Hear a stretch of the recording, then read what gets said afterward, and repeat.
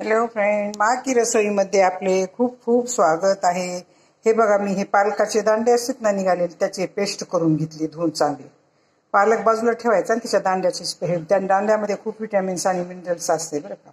आता ह्याच्यामध्ये ओव्याचे पाणी आणि कोथिंबीर आहे. ह्याच्यामध्ये ना लसूण, कांदा आणि हिरव्या मिरच्या. हे बेसनाचं पीठ आहे, हे गव्हाचं पीठ आहे, हे ज्वारीचं पीठ आहे. आता हे सगळे पीठ मिक्स करते. ह्याच्यामध्ये क्रश करून ओवा टाकलेला आहे. आता मी ह्याच्यामध्ये ना मीठच टाकणार आहे. थोडी हळद आणि मीठ टाकणार आहे. थोडं शेंगदाण्याचं कूट टाकणार आहे. शेंगदाण्याचं कूट टाकल्यावर धपाटे थालीपीठ खूप चांगले होते बरं का. आणि थोडंसं तेल टाकायचं तिंबताना. आता हे तिंबून घेते मी सर्व साहित्य. तेल टाकून, थोडं शेंगदाण्याचं कूट टाकून, थोडा मीठ आणि हळद टाकून.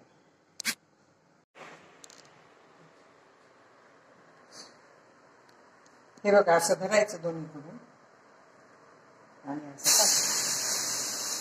निघत असते काही चिकटतं. जरी आपलं चिकटलं तरी त्याला आता हाताने नीट करायचं आणि ह्याच्यावर ना पाणी टाकायचं. याचं पाणी टाकायचं. पाणी टाकलं की दोन्हीकडून छान भाजतं. आता थोडं तेल सोडायचं.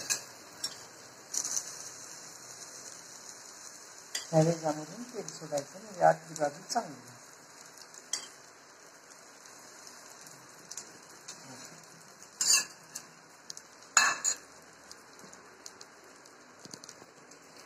तेव्हा पाणी टाकलं की वरून चांगलं भाजते आणि ह्याला असं झाकून घ्यायचं.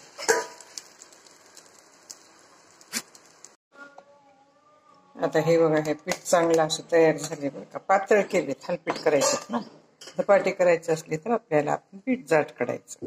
आता हे कपडा भिजवून घेतलाय मी. आता असं ह्या हाताने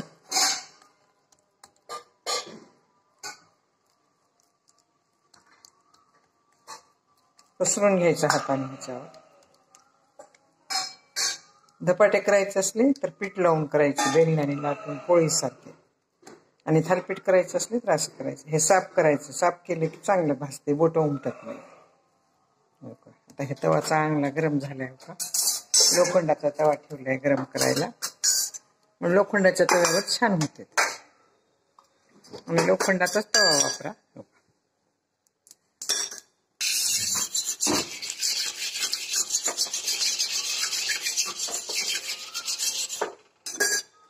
आता हो खायला वेज करायचं. वेज केलंय की थालीपीठ चांगलं भाजतंय.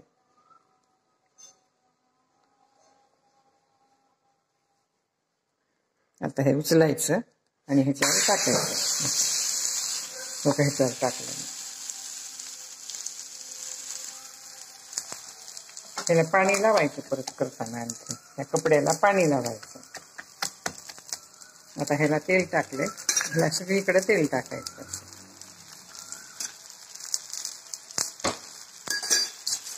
आणि थोडं खाली जाण्यासाठी ह्याला असं चांगलं तेल लागते. हा, भरपूर थालीपीठाला. कमी तेलात होत नाही.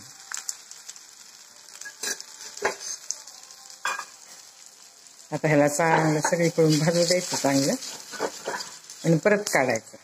चांगलं भाजल्यानंतर ते मनानेच निघतंय. आणि ह्याच्यावर थोडं असं पाणी टाकायचं म्हणजे चांगलं भाजलं जातं.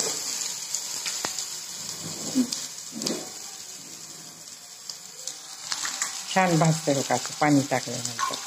पाणी टाकून तुम्ही अशी ताटली पण झाकू शकता बरं का. ताटली झाकल्यानंतर ते खूप छान होते. बघा, अशी ताटली झाकून टाकायची.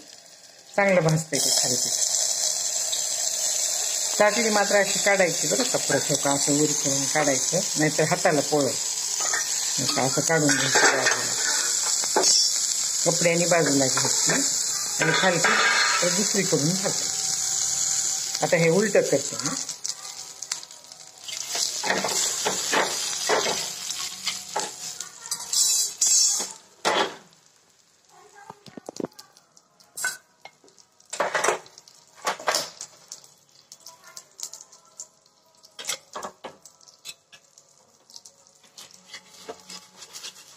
हे चिटकत असतंय, पीठ पातळ असतंय ना. आता किती छान भाजलं गेले बघ.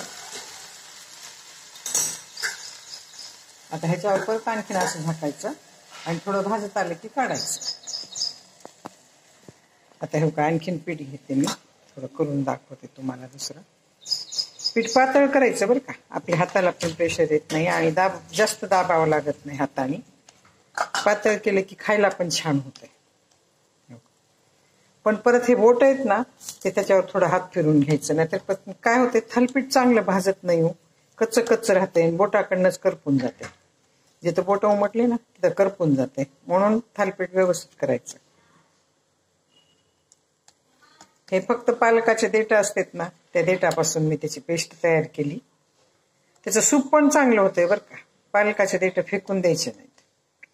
त्या देठासहित जरी भाजी चिरली तरी भाजी पण छान होती. घोटून भाजी करायची, मोकळी भाजी करायची. आता हो का, ह्याला असं करायचं, बघितलं तुम्ही.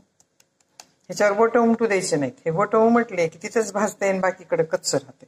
आता ह्याला अशी वेज करायचं, का तर आपल्याला तेल सोडता येते त्याच्यामध्ये. तेल सोडलं की छान भाजतंय, हो का, बघितलं. आता हे थालपीठ भाजलं का बघू आपण.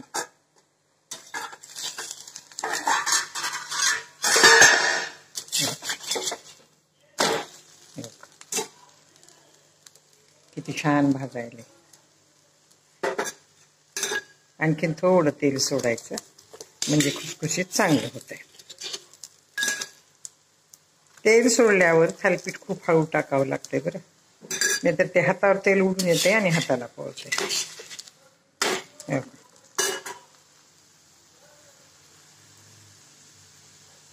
किती छान भाजायले.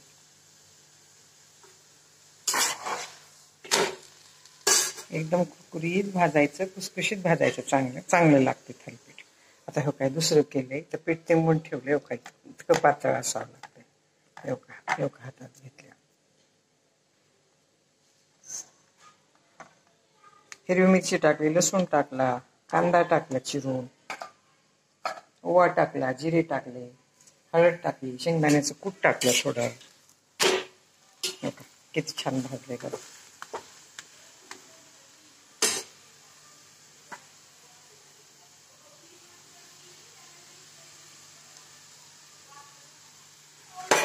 माझी जरी पालकाच्या देठापासून केलेली थालपीठ तुम्हाला आवडले असेल तर सबस्क्राईब करा, लाईक करा, बेल आयकॉन क्लिक करून कमेंटमध्ये मला सांगा की तुम्हाला माझे हे थालपीठ कसे वाटले. धन्यवाद.